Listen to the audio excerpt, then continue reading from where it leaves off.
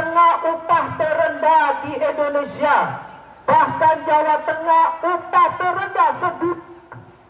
Tetapi justru Jawa Tengah yang upah terendah sedunia, PHK puluhan ribu di sana. Artinya apa? Upah tinggi tidak mempengaruhi, tidak ada hubungannya dengan PHK yang terjadi. Di Jawa Barat upahnya tertinggi, tapi PHK-nya masih lebih rendah daripada Jawa Tengah. Selanjutnya kita akan mendengarkan orasi yang akan disampaikan oleh Bung Sekjen Rosat selaku Sekjen FSPMI. Beliau dipersilahkan. Kita kasih aplaus kawan-kawan.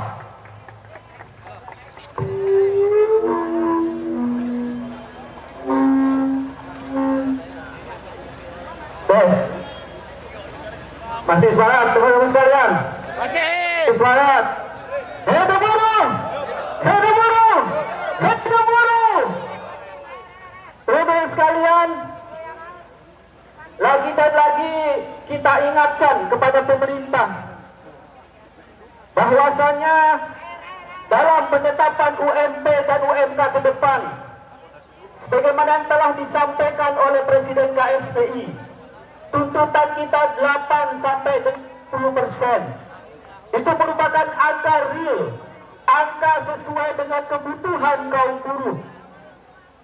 Kenapa itu disampaikan dengan kebutuhan? Karena itulah angka daripada LPE dan inflasi. Maka itu tuntutan bukan angka yang tiba-tiba datang, bukan angka yang simsalabim itu disampaikan. Itu angka real kebutuhan kaum buruh di masa yang akan datang. Ada pejabat yang menyampaikan jangan tinggi-tinggi tuntutan upah karena ancamannya PHK. Kita lihat faktanya, Jawa Tengah upah terendah di Indonesia. Bahkan Jawa Tengah upah terendah sedunia. Tetapi justru Jawa Tengah yang upah terendah sedunia, PHK puluhan ribu di sana. Artinya apa? Upah tinggi tidak mempengaruhi, tidak ada hubungannya dengan PHK yang terjadi.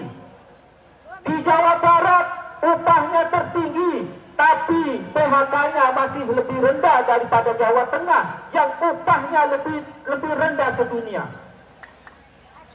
Itu fakta yang tidak bisa disangkal oleh siapapun.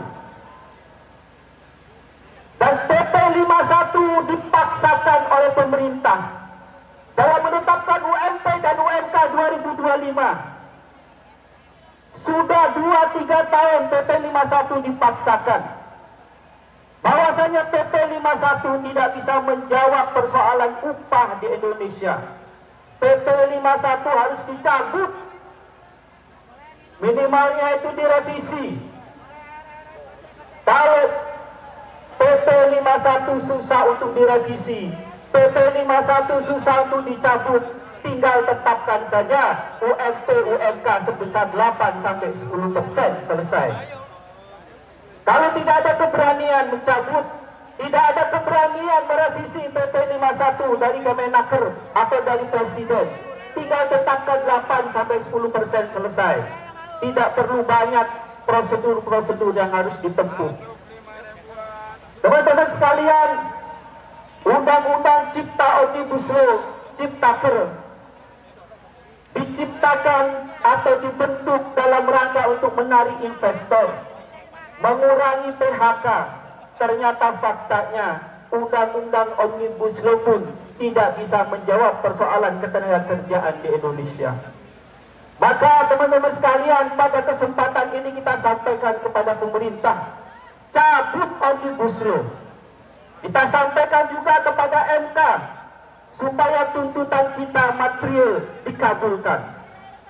Dan yang kedua, kita meminta kepada Presiden melalui Menteri Tenaga Kerja, tetapkan UMP, UMK sebesar 8-10%. Hari ini adalah aksi mengawali untuk aksi-aksi gelombang lanjutannya. Aksi ini, selepas aksi aksi ini kami instruksikan khususnya kepada anggota FSPMI, DPW se-Indonesia Raya, KC, PC, dan TUK se-Indonesia Raya untuk menjadwalkan aksi-aksi bergelombang di seluruh daerah, seluruh Indonesia. Dan ini harus dilakukan untuk menunjukkan kesungguhan kita kepada pemerintah bahwasanya tuntutan 8-10% ini tidak hanya tuntutan elit-elit, tapi ini adalah kebutuhan di daerah. Maka kita harus mampu menggerakkan anggota-anggota kita sampai tingkat PUK, sampai tingkat daerah, bahwasanya tuntutan kita mengakar sampai bawah. Dari besok 25 sampai 31 Oktober akan kita keluarkan instruksi aksi bergelombang ke seluruh daerah Indonesia. Apabila sampai dengan 30 Oktober pemerintah tidak merespon aksi-aksi yang kita lakukan di daerah, maka kita akan konsolidasi, akan kita kuatkan rencana kita untuk melakukan mogok nasional. Kita ingatkan kepada pemerintah pada kesempatan hari ini, tolong direspon secepatnya tuntutan kita 8-10% dan juga mencabut Omnibus Law. Apabila dalam waktu dekat penetapan upah UMP tidak direspon, maka mogok nasional itu tidak bisa kita hindari. Siap Monas, siap mogok nasional, pulang dari sini mulai besok. DPW, KC, PC, lakukan konsolidasi, seluruh anggota di daerah kumpulkan, kuatkan mereka untuk melakukan aksi-aksi daerah dan persiapan mogok nasional. Hidup buruh! Hidup buruh! Hidup buruh! Assalamualaikum warahmatullahi wabarakatuh. Ya, aplaus berikan untuk Bung Rosat, Sekjen FSPMI. Sahabat-sahabat seperjuangan dan kelas pekerja di seluruh Indonesia. Aksi belum selesai dan akan kita lanjutkan. Namun sikap disampaikan oleh Presiden Partai Buruh itu adalah sikap memilih jutaan kaum buruh dan kelas pekerja di Indonesia. Sikap kaum buruh, sikap kelas pekerja, sikap Partai Buruh adalah sikap paling jelas. Kita pemerintahan di bawah pimpinan Prabowo Subianto untuk masa bakti